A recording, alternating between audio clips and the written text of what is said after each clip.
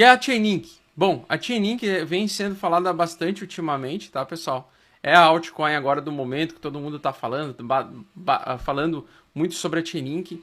A Chainlink no gráfico dela aqui, no gráfico do dólar,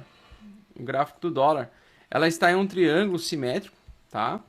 É uma zona de acumulação, está em fase de acumulação, tem muita pressão compradora já nela, ao mesmo tempo tem pressão vendedora ainda por conta da situação macro, por causa do medo, do receio, então ela está em uma fase de acumulação lateral. E geralmente vocês sabem como termina, né? Uma acumulação lateral. Triângulo simétrico, né? Geralmente ele vai para um lado, sai do canal, volta e depois cai. Ou, no caso aqui, vai para um lado para baixo e depois sobe. O ideal seria que ela derretesse primeiro, voltasse aos 5 dólares, tá? Acredito que um preço de 7 dólares já está excelente para comprar Chainlink para o longo prazo. Então, para quem especula para o longo prazo, né? Quer comprar um ativo bem fundamentado, que tem um movimento especulativo futuro de valorização, a Chainlink é uma das minhas favoritas desse ciclo, tá? Para o próximo ciclo de alta também. Acredito que essa vai ser uma das que mais vai me trazer um retorno e que está num bom preço risco-retorno, tá? Detalhe interessante, se você comprar hoje ela, né, você compra ela em acumulação. Então ela ainda pode movimentar no curto prazo, entre altas e baixas, dentro desse triângulo simétrico, antes de tomar uma decisão. Eu acredito que por conta do cenário macro, se a gente perder o suporte principal do S&P 500 e da Nasdaq, a gente pode revisitar Chainlink a 3 dólares, 4 dólares, tá? Mais uma vez na história. Mas acho que entre esses 4 e 7 dólares está bem comprado por longo prazo, bem posicionado por longo prazo. Por isso que dentro da minha carteira, eu estou comprando Chainlink aos poucos. Eu comecei semana passada a compra da Chainlink aos pouquinhos, tá? E aí, basicamente é isso. Uma das que mais vai me interessar em acumular é a Chainlink. E o motivo dela é justamente por conta da sua política de se atualizar e se desenvolver e também captar recursos financeiros e também agora aumentar a segurança utilizando o sistema de stake. Então, a Chainlink vai adotar o sistema de stake para aumentar a segurança criptoeconômica e dar garantias aos usuários dos serviços de Chainlink. Para quem não sabe, a Chainlink aí hoje ela compõe 10% de toda a capacidade de DeFi da rede Ethereum e de outras redes também, como a rede Avalanche, entre outras redes aí. Ela fornece serviços, né? E todos os pagamentos que são feitos para a própria Chainlink é através do token da Chainlink, é o do token Link. Então ela tem capacidade de usabilidade. Por enquanto ainda ela tem uma pressão um pouco mais vendedora do que compradora, mas isso vai mudar nos próximos 2 anos, na minha opinião, justamente por fomentar o staking para fornecer mais segurança. Além disso, ela vai habilitar a participação da comunidade na rede Chainlink, permitindo que as pessoas produzam nós de rede e forneçam, né, suas moedas emprestadas, suas links emprestadas para assegurar a segurança da rede, gerar recompensas sustentáveis com uso real a longo prazo.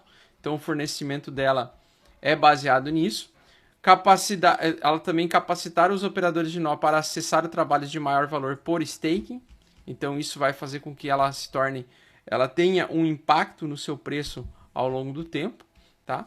E basicamente ela vai ter a sua atualização aí em dezembro, tá?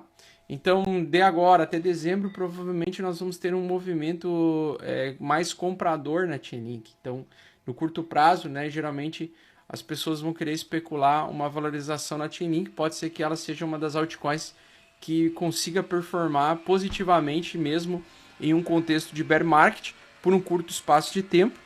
E aí ela tem várias atualizações ainda para acontecer, a V1 e V2, onde ela vai expandir os seus serviços, os seus produtos também.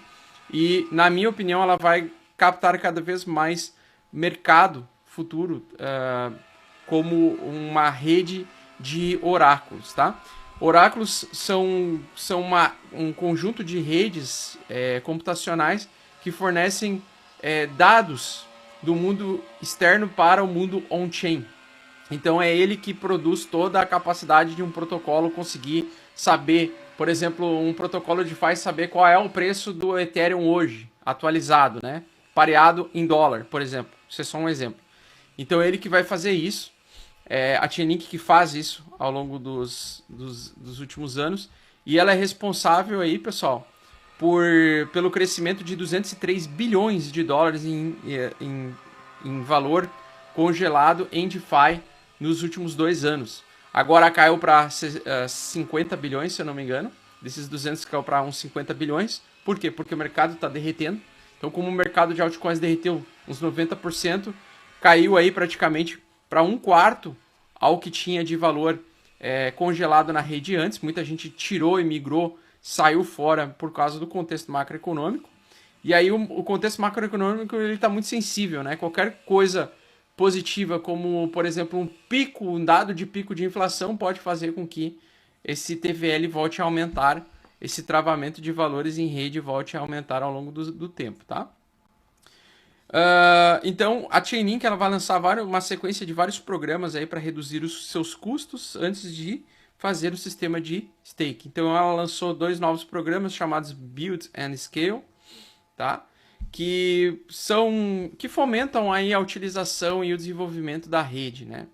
Então ela vai oferecer um programa de construção, tá, em equipes em acessão que vão doar de 3 a 5% dos seus tokens nativos à rede em troca de acesso aos dados da Chainlink.